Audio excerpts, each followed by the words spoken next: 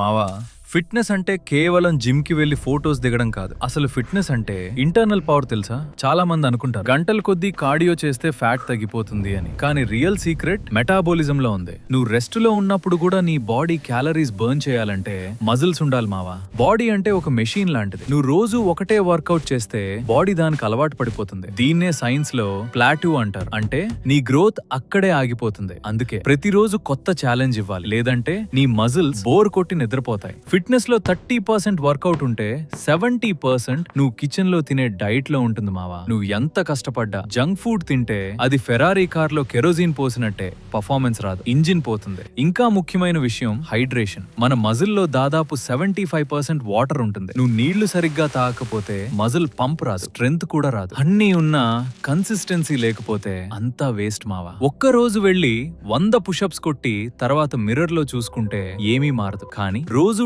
10 push-ups చేసిన కొన్ని months తర్వాత చూస్తే రిజల్ట్ వేరే లెవెల్లో ఉంటుంది. ఫిట్నెస్ అంటే ట్రాన్స్ఫర్మేషన్ కాదు మావా, ఇది ఒక లైఫ్ స్టైల్. అందుకే నీ బద్ధకస్తుడు జిమ్ పార్ట్నర్ కి ఈ వీడియో షేర్ చేయి. ఫిట్నెస్ మీద డౌట్స్ ఉంటే కమెంట్ చేయి మావా. ఇంకా ఇలాంటి ఫిట్నెస్ సీక్రెట్స్ కోసం సబ్స్క్రైబ్ చేయడం మర్చిపోకు.